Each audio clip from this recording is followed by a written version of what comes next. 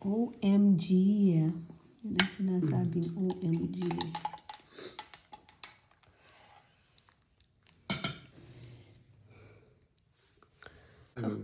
Ang sarap.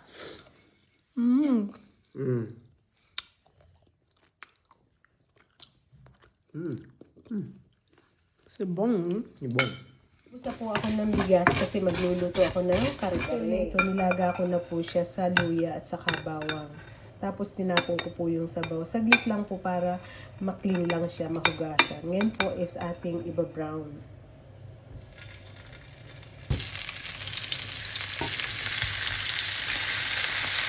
Brown lang po natin ito and then papalambutin po natin sa pressure cooker. Amihan po natin yung garlic.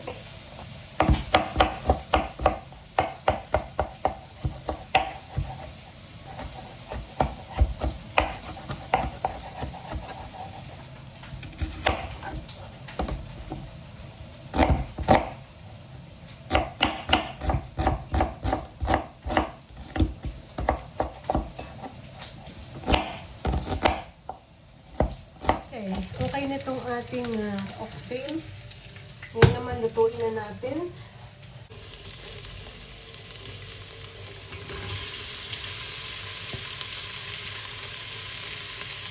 So okay na yung ating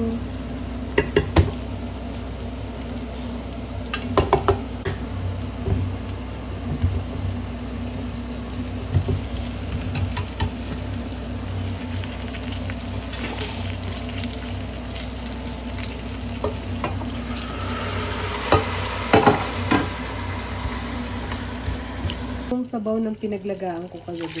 Balik natin. Natin ng patis.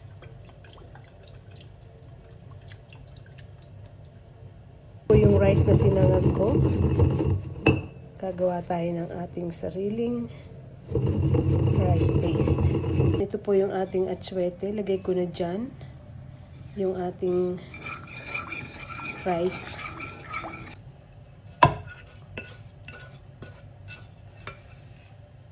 Lagyan na rin po natin ng alamang. Naku, fresh na fresh po ito. I mean, bagoong pero sariling gawa po galing sa Pilipinas. Yan para magkalasa na siya.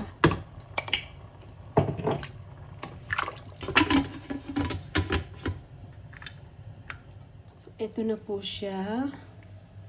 Ayan na. Pwede na nating ilagay yung peanut butter. So, tunawin ko po muna itong aking peanut dun sa sabaw.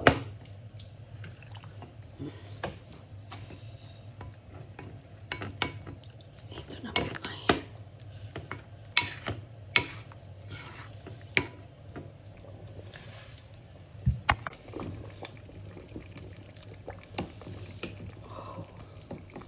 Oh, wow.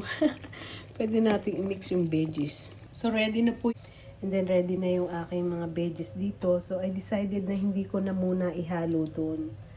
Meron ako ng puso ng saging, butchoy, itong okra, and then itong talong. Nilagyan ko ng konting bagoong na alamang yan habang niluluto ko para lumasa na. Lunch! Yum, yum, yum!